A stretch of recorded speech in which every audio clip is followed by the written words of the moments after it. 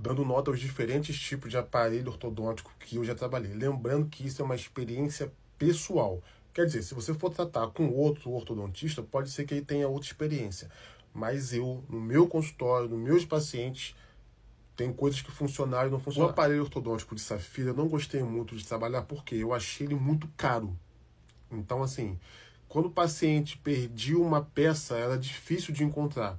Então, eu não tive uma experiência muito boa com ele. Sim, ele é 100% estético, tá? Eu acho que de todos os aparelhos ortodônticos, assim, da parte estética, ele é o mais estético, tirando a questão do Invisalign. Então, ele requer um rolê todo especial. Só que, assim, a desvantagem dele é que eu achei ele um pouco caro. Então, eu vou dar uma nota pra ele aí, tipo, 7 de 10. Eu tive a impressão que ele era mais frágil, tá ligado? Então, assim, o paciente tinha que ter um cuidado redobrado na hora de comer pipoca, enfim, comer qualquer coisa. Então, achei ele um pouquinho frágil. Então, mantenha a nota 7 de 10. Já o autoligado estético, né, esse aqui, tinha o mesmo problema de Safira, a questão do preço, eu achei ele um pouquinho caro. Mas tinha uma coisa que eu não gostava dele. O que acontece?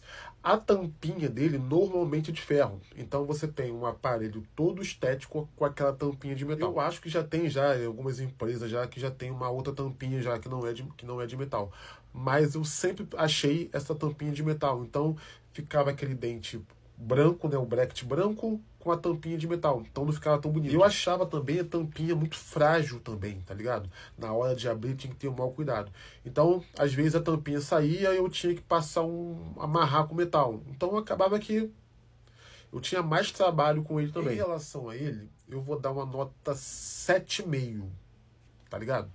Porque eu achei ele é mais barato um pouquinho que o de Safira, né? Não é tão caro quanto o de Safira. E tem esse probleminha da questão da tampinha, cara. Isso aí me pegava muito, dava muita raiva. Já pro Invisalign dou 10, tá ligado? Assim, cara, todo o planejamento dele é feito de forma digital. Então, assim, o paciente vem um consultório, a gente faz uma filmagem da arcada do paciente, que é chamado de escaneamento intraoral, e daí a gente começa a planejar o caso do paciente direitinho, enfim. Acaba que pouco difere. Se você sabe andar de carro, você sabe andar ou com Fusca ou com uma BMW, não importa. Então, mas o planejamento do caso é muito melhor. Meus pacientes falam que não tem tanto desconforto. Eu não vou dar 10, não, eu vou dar 9,5. Porque, na verdade, o Invisalign ele depende da cooperação do paciente. É verdade isso, não posso dar 10, não. Porque se o paciente não usa ou não usa direito, cara, caga todo o tratamento. Então tem essa parcela da dependência do paciente. Por mais que eu faça a minha parte incrível, se o paciente não cooperar, não adiantou nada. Então eu vou dar 9,5 para o Invisalign. Eu gostei de trabalhar com o de porcelana. Só que o de porcelana, às vezes, ele tinha um probleminha, questão de manchamento. Eu achava que ele ficava meio, sabe, meio nojento. Tem um de resina, então, que fica mais nojento ainda. Mas, assim, entre o de resina e o de porcelana, o de resina fica mais nojento. Mas o de porcelana eu achava que ficava um pouquinho...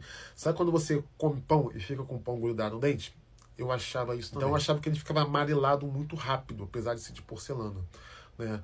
Então, mas a questão do trabalho, cara, eu achava também que dificuldade de reposição de peça, se o paciente quebrasse ou perdesse um bracketzinho, cara, era um probleminha sério. E às vezes, na loja lá onde a gente compra, eles não repõem só um dente. Então, às vezes, tinha que comprar mais coisas. Então, assim, isso tinha esse probleminha também. Mas em relação ao custo, esse aqui é muito mais barato que o de Safira. Então, assim, é uma opção bem bacana também quando você quer um aparelho ortodôntico estético e não está podendo ir para o Invisalign nem para o Safira. Eu vou dar uma nota 8.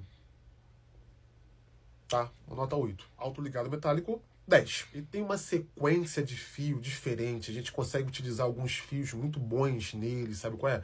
Então a gente consegue fazer movimentações que a gente demora um pouquinho para fazer no metálico convencional. Sem falar que o fato de não ter borrachinha, cara, ele tende a ser um aparelho que ele é menos... Fica mais limpo, não sei, não gruda tanta placa bacteriana, sabe qual é? Isso eu acho muito bom. Eu já tive resultados muito rápidos já com o aparelho autoligado. Assim, caso que a pessoa tenha um canino aqui em cima, aqui, a gente já conseguia, tipo, resolver com um tempo muito menor do que quando a gente conseguia resolver no metálico convencional. Tem um ponto relacionado a todos os aparelhos que é o seguinte, cara, tudo depende do seu planejamento. Se você planeja mal, você trata mal. Então, assim, um pouco, né, depende disso. Mas, cara, os meus resultados com o autoligado, cara, foram sempre muito bons. Então, assim, eu tenho um xodó pro autoligado metálico. O metálico convencional não fica atrás. Eu dei 10, né? Então eu dei 10 pro metálico, autoligado metálico. O metálico convencional, cara, ele só fica um pouquinho atrás, tá ligado? No meu ponto de vista do autoligado. Então eu vou dar um 9,5. Por quê? Porque tem movimentos que a gente não consegue fazer tão bem, ou tão rápido, ou tão, enfim, com metálico convencional. Então eu acho que essa é a diferença. Mas a questão de dor, para todo mundo é igual, questão, enfim, algumas questões são iguais. Mas eu acho uma hierarquia, né? No meu caso, eu sempre, primeiro, autoligado metálico. Assim, se a pessoa puder investir, pô, cara, investe no Invisalign ou no metálico convencional. Esses outros aqui, eu só se o paciente quiser muito.